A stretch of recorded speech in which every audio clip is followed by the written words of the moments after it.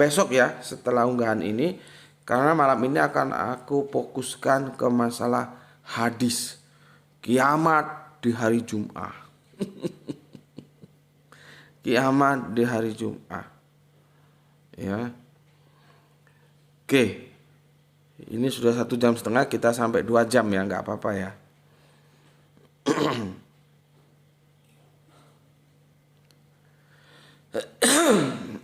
Aku kasih ceritanya dulu. Gini.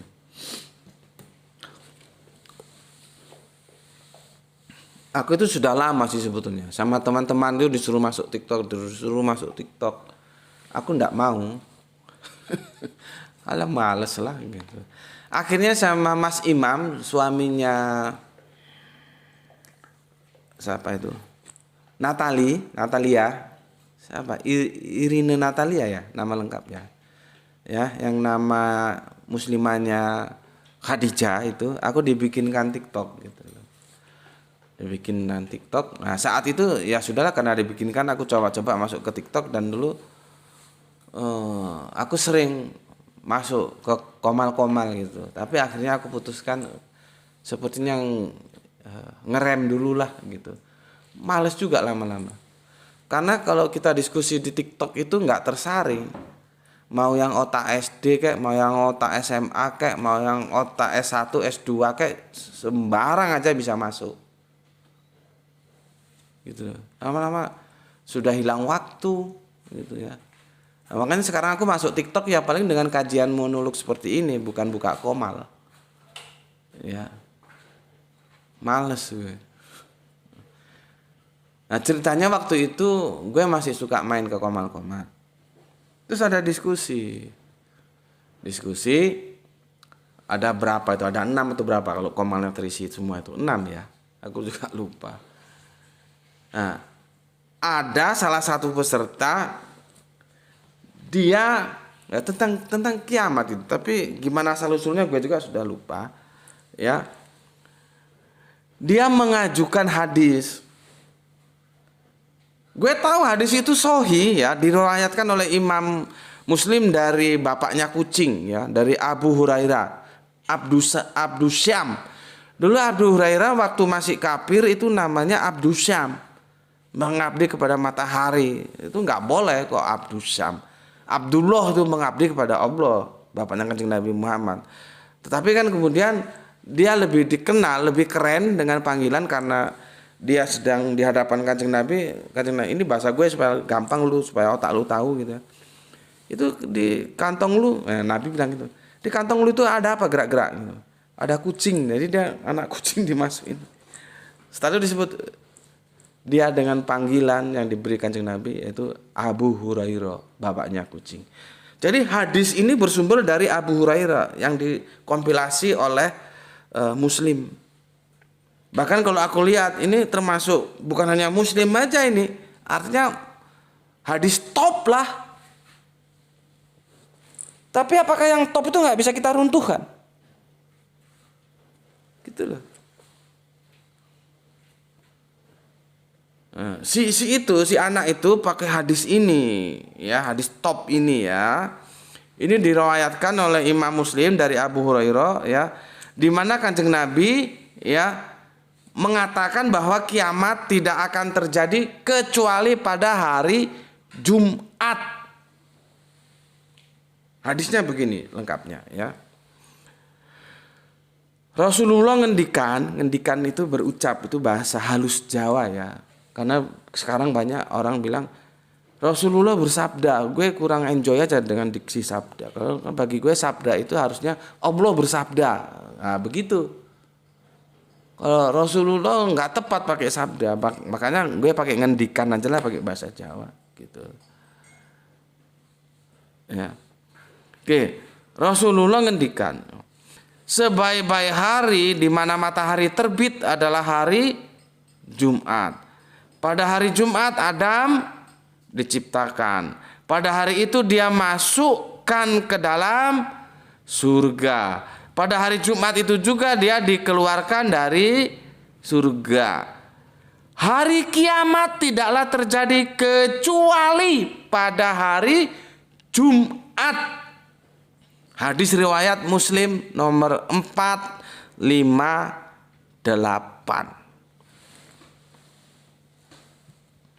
Gue bilang, gue tolak itu hadis. Itu hadis gue tolak. Oh, nggak terima itu anak. Ngamuk bla bla bla bla bla bla. Ya seperti biasa, akhirnya apa? Gue disesatkan. Sesat. Karena menolak hadis yang begitu populer, begitu sohinya. Jangan main-main sama Muslim. Ini ada Gus Beti. Tiba-tiba menolak Muslim bahwa hadis itu ditolak, tidak diterima.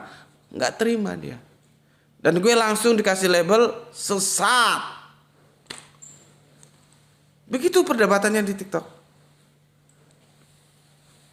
Lah anak pondok aja gebleknya minta ampun loh. Dikasih tahu diluruskan, justru yang mengasih tahu yang mengeluruskan disesatkan. Apalagi yang kafir-kafir yang kerok itu. Yang bilang Nabi Muhammad tahu kiamat itu hari Jumat.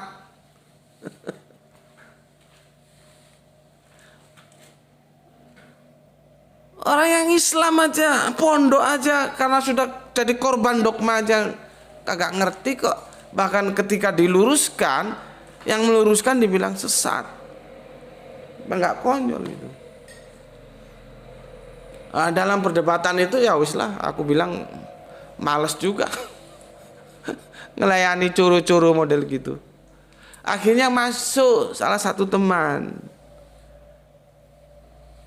namanya Kang Mas Ahmad atau siapa gitu, dari Madura tapi eksisnya di Jakarta.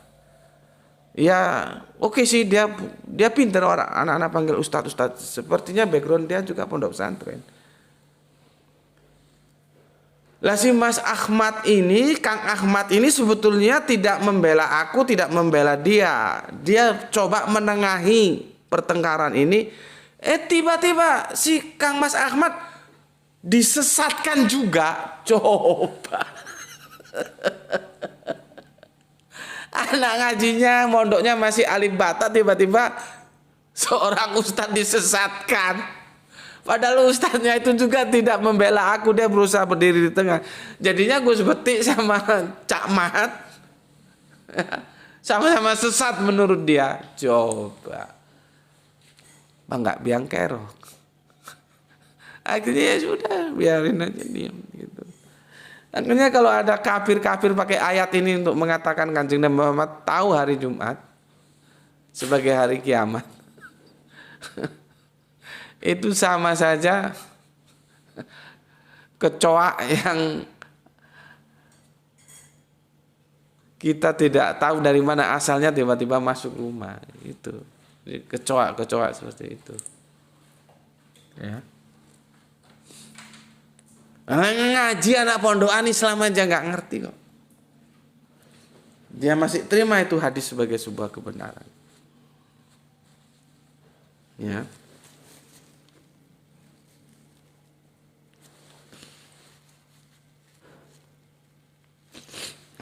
Oke. Hadis itu gue tolak. Karena apa? Gue nggak ada urusan sama Pak Muslim. Dan kalau gue baca kemarin bukan hanya Muslim itu yang mengkompilasi, banyak yang itu cukup top lah. Ya.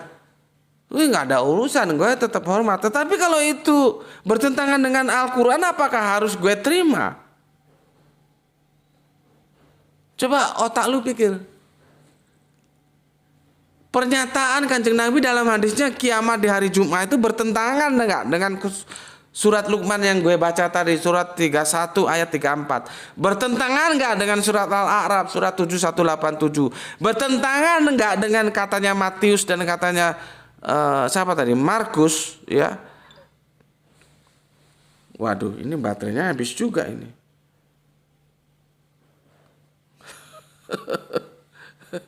Ya, Matius 24:36, Markus 13:32. Tidak ada yang tahu tentang waktunya. Lah Jumat itu waktu atau bukan? Gue mau tanya. Jumat itu waktu atau bukan? Kan gue sudah jelaskan tentang fenomena sholat Jum'ah. Jadi sholat Jum'ah itu bukan, Jum'ah itu nama sholat. Bukan sholat maghrib, maghrib itu nama sholat, bukan. Karena sholat itu sendiri sudah nama. Sholat itu nama ibadah. Ibadah itu banyak. Ada ibadah haji, ibadah zakat. Nah ini ibadah sholat. Jadi sholat itu nama ibadah. Jum'ah itu nama waktu. Maghrib itu nama waktu. Duhur itu nama waktu. Jadi kalau sholat duhur itu adalah sebuah ibadah yang namanya sholat dilakukan di waktu duhur. Sholat Jum'ah, ibadah yang namanya sholat dilakukan di waktu Jum'ah. Artinya apa? Jum'ah itu adalah nama waktu. Dan Al-Quran mengatakan tidak ada yang tahu waktunya. Kapan kiamat itu terjadi? Tiba-tiba ada hadis yang mengatakan Nabi Muhammad tahu waktunya Jum'ah. Bertentangan enggak? Otakmu buka. Jadi di surat Az-Zukhruf sudah kita baca. Nanti kita baca lagi untuk kita ulangi supaya lebih paham. Tapi setidaknya ada surat Al-A'raf, ya. Ada lagi surat Al-Luqman dari perjanjian terakhir, dari perjanjian baru juga Matius, Markus kita nukil. Nggak ada yang tahu. Ya, nggak ada yang tahu. Ya, bahkan dikatakan mereka seolah-olah menganggap bahwa engkau tahu kapan kiamat. Nabi Muhammad nggak tahu kok.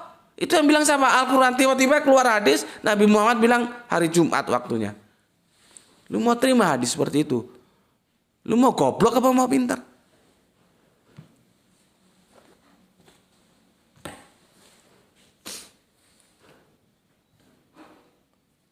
Lu mau goblok apa mau pintar? Kalau mau pintar kesini ngaji. Kalau mau goblok terserah lu. Bismillahirrahmanirrahim.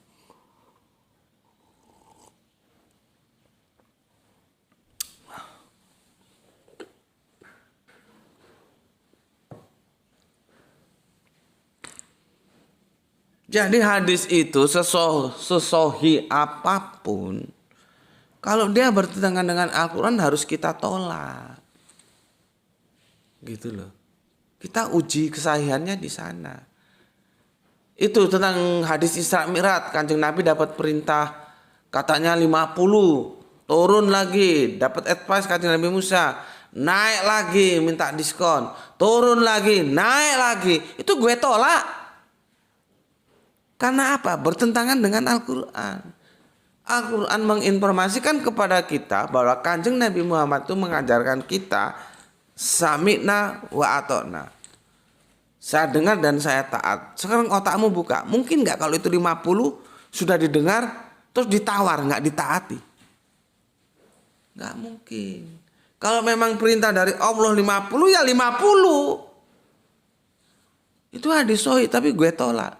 Karena apa? Bertentangan dengan Al-Quran. Sama dengan ini kiamat hari Jumat. Kenapa gue tolak? Bertentangan dengan Al-Quran. Al-Quran mengatakan tidak ada yang tahu waktunya. Dan yang tahu itu hanya Gusti Allah Agung saja.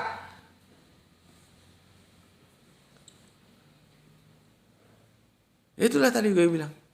Repot ngadepi anak-anak geblek gitu. Dikasih tahu, yang ngasih tahu justru disesatkan. Coba. Ya karena dia menjadi feodalisme pendidikan di pondoknya.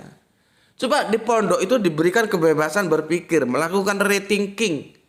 Bagaimana pendapat-pendapat ulama masa lalu itu? Apakah masih bisa dipertahankan atau tidak? Kita lakukan rethinking. Ngerti rethinking enggak gue? Pemikiran ulang. Kalau memang masih oke ya oke, kalau enggak ya enggak.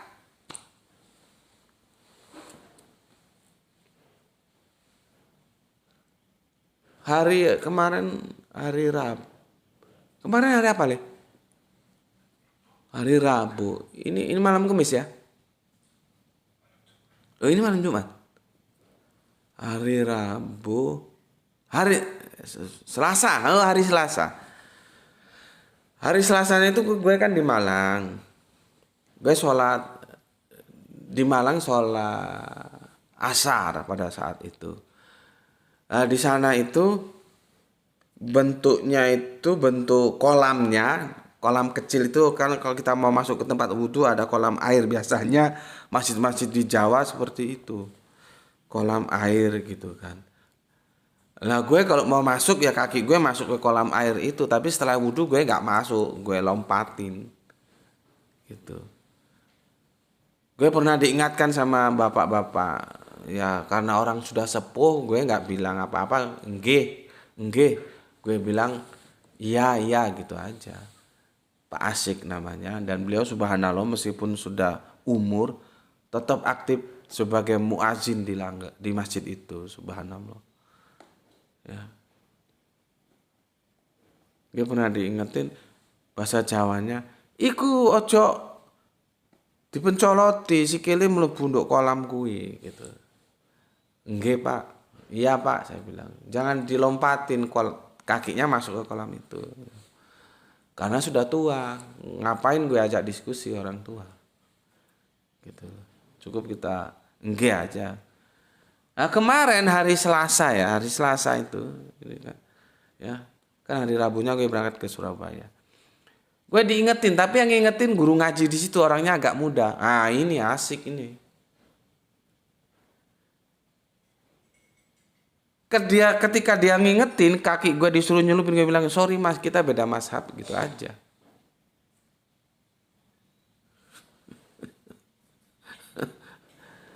Bagaimana air yang cuman itu-itunya diinjek masuk dengan orang begitu banyak para jamaah masjid, masuk itu diinjek, keluar itu diinjek. Kecuali kalau airnya itu mengalir terus, ada aliran dari PDAM atau dari PET atau apa sehingga berganti terus kagak masalah. Itu enggak, airnya itu aja dalam satu kolam itu. Kan sudah bercampur enggak karu-karuan. Gue enggak mau. Kecuali kolam itu dibagi dua, ada jalan masuk, nyemplung kolam tersendiri, jalan keluar juga nyemplung kolam tersendiri, jadi airnya nggak campur, gue mau. Orang itu jadi satu dan airnya itu aja kok gue suruh masukin, gue nggak mau.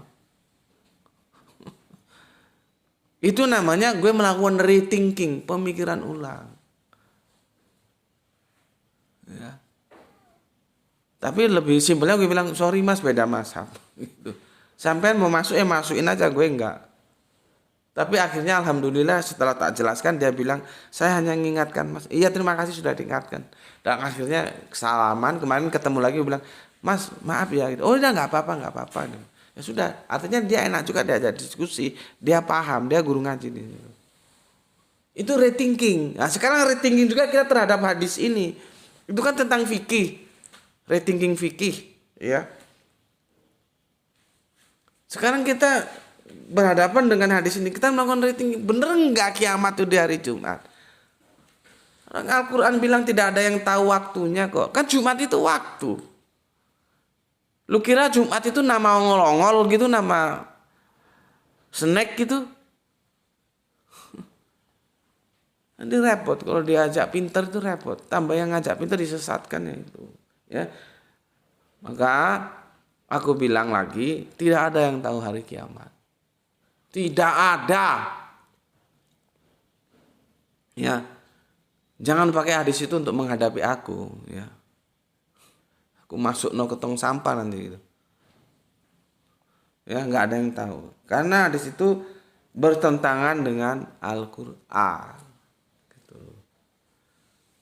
Sesuatu yang bertentangan ya nggak usah kita terima. Oke. Ya, jadi itu tentang hadis ya. Sudah aku jelaskan. Semoga menjadi menjadi pemahaman kita pemahaman kita bersama lah ya, gitu. Tentang hadis itu. Ya, jadi tidak ada yang tahu. Sekarang kita coba kembali lagi ke surat Az-Zukhruf ya. Tapi sebelum ke sana aku jelaskan lagi ya. Apa itu yang dimaksud tentang kiamat? Itu adalah saat ya. Saat ya, sudah saat. Aku pakai saat dulu ya. Jadi dia tuh saat, momen sesuai dengan peristiwa itu nanti tiba-tiba terjadinya gitu. Ya mungkin kamu pas sholat ya alhamdulillah kiamat. Yang repotnya pas lu koruptor, pas tanda tangan kontrak, ya itu ya mampus kamu kebelangsak. Kok ya pas tanda tangan kontrak lu markup 10 miliar menjadi 15 miliar, yang 15 M lu telan saat ya mampus kamu. Makanya itu setiap kita harus berusaha tetap hidup dalam kebaikan. Jadi kalau saat itu datang kapanpun kita siap. Itu hikmahnya kenapa saat, kenapa momen, kenapa nggak ditentukan tanggal sekian bulan sekian saat atau kiamat. Maka nanti dibentuk panitia hari kiamat. Nah, lu daftar di sana kalau ada panitia hari kiamat. Itu loh. Ya. Ya.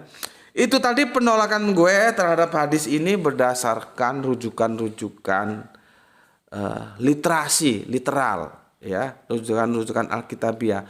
Sekarang rujukan sains, ya, rujukan sains, ya.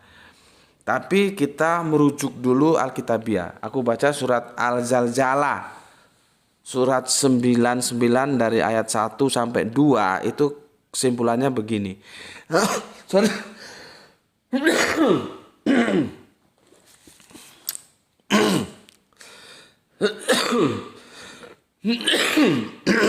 Sorry teman. Tap-tapnya ya. Jangan stagnan pira tuh. Teman-teman YouTube subscribe-nya ya.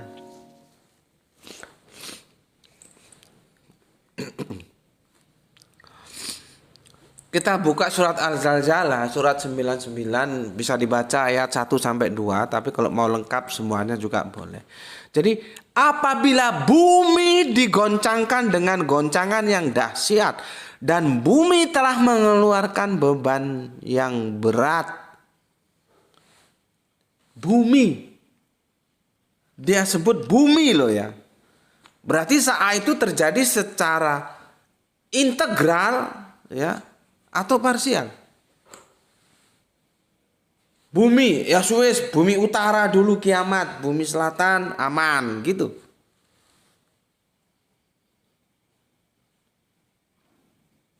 Utek-ngutek goblok gitu. Ya, surat At-Takwir menggambarkan matahari digulung, bintang jatuh berserakan dan gunung dihancurkan. Itu semua menunjukkan, bahkan nanti ada ayat itu seperti menggulung kertas, langit digulung seperti menggulung kertas. Itu menunjukkan bahwa kiamat itu terjadi secara integral, seluruhnya bareng. Bumi cuma satu, bumi bergoncang, maka seluruh bumi bergoncang. Nggak ada bumi utara dulu, nanti bumi selatan, bumi barat dulu, nanti bumi timur. Lu ngerti nggak? Goblok gue.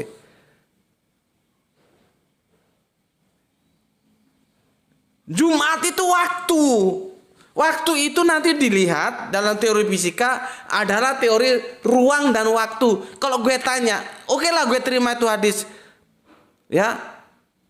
Gue terima itu hadis, oke lah. Gue ngalah. Ya wis, oke, itu hadis gue terima. Ya.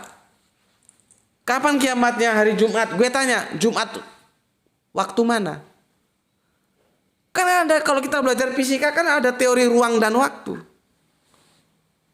Ruangannya di mana? Karena Jumat di Arab sana yang selisihnya cuma 6 jam, itu aja terjadi masalah kok. Apakah di sini juga Jumat? Belum lagi yang selisihnya lebih dari 6 jam.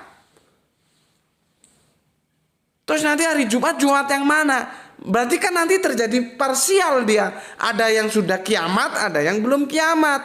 Ada yang sudah sah, ada yang belum. Karena patokannya Jumat. Jumat di Inggris sana.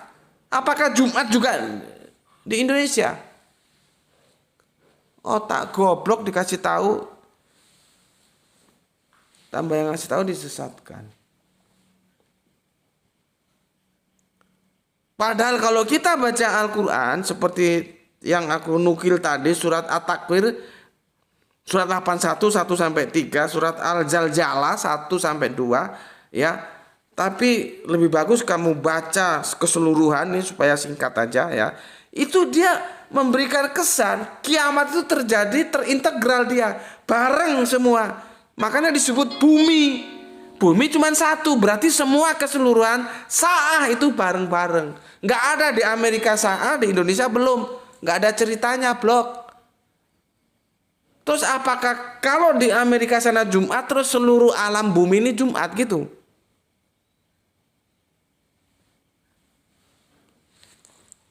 Otak goblok ya, kasih tahu.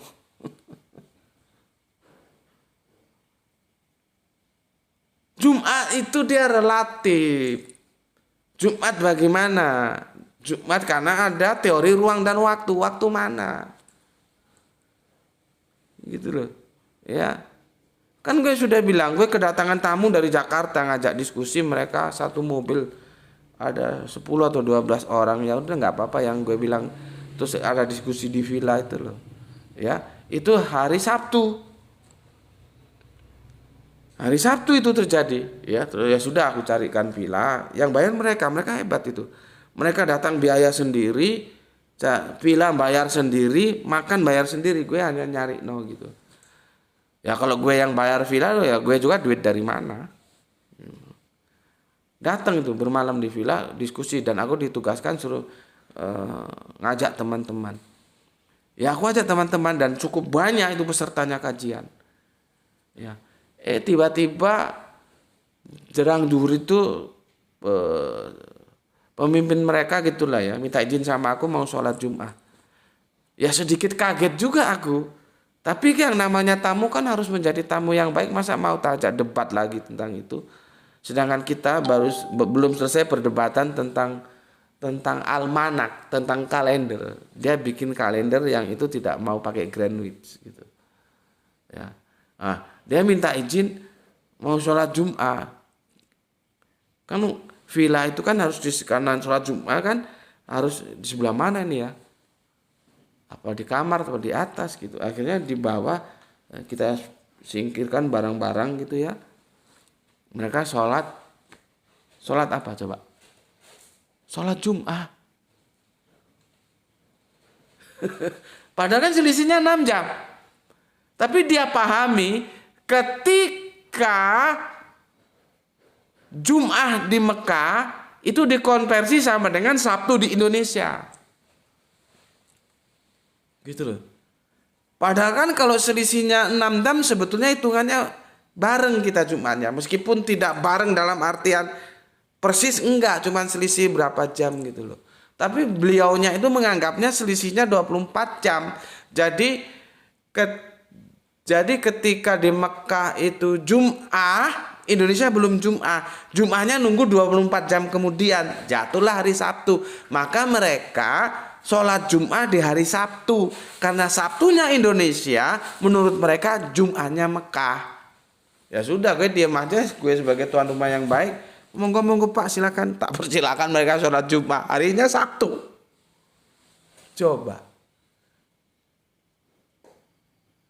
Coba kita terima itu hadis, oke lah. Kiamat hari Jumat. Jumat yang mana?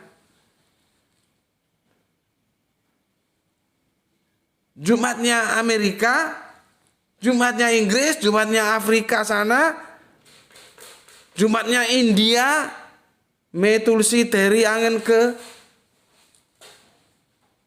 Jumatnya Jepang, Jumatnya Arab, Jumatnya Indonesia. Beda-beda. Padahal Al-Quran menginformasikan ke kita, kiamat itu tidak separuh-separuh, tidak parsial, dia terintegral, bareng, maka cukup disebut bumi. Maka itu semua seluruh bumi terjadi yang namanya sa'ah. Itu kalau otak lu hidup. Yang repotnya kalau otak lu itu sudah mati karena sudah tersuntik dogma. Selesai sudah. Apapun alasannya tetap saja kamu tolak. Aku pada 2 pendekatan aku gunakan. Pendekatan fisika, ruang dan waktu, dan pendekatan Alkitabiah. Gak bisa kiamat kok hari Jumat. Ya, tapi ya itulah. Ya, kita mau ngajak benar justru disesatkan. Oke, terima kasih. 2 jam sudah berlalu ya. Insya Allah ya. Dan mohon sorry batuk. sengau, bindeng suaranya karena belum sembuh flu-nya. Tapi alhamdulillah nggak pakai demam gue. Ya, cuman batuk pilek gitu aja. Insya Allah nanti kita lanjutkan karena ini belum selesai ya tentang siapa domirhu itu ya. Oke, pesan aku jaga Allah, jaga kanjeng Nabi, jaga Al-Quran, jaga sholatmu, ya, jaga imanmu dalam bingkai keindahan Islammu. Tetapi tetap memberi hormat kepada saudara kita yang memilih jalan lain karena mereka tetap saudara kita. Semoga yang belajar dan yang mengajar mendapatkan keberuntungan yaitu kesehatan dan rezeki yang barokah. Untuk saudara-saudaraku di TikTok, matur nuwun, aku suka ya. Aku tidak begitu lama menunggu, langsung tap-tapnya di atas 1000. Begitu juga teman-teman YouTube, nggak terlalu lama menunggu. Kalau menunggu kasihan ya.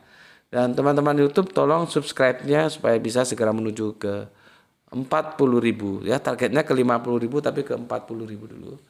Ya supaya algoritmanya bisa meningkat ya, karena itu tuntutan platformnya ya. Platform YouTube itu yang kita sebut algoritma itu sangat diperlukan gitu. Oke, terima kasih untuk semuanya. Kalian semua sudah meluangkan waktu 2 jam 1 menit ngaji bersama Gus Peti ya. Akhirul kalam, alhamdulillahirabbil alamin. Matur nuwun.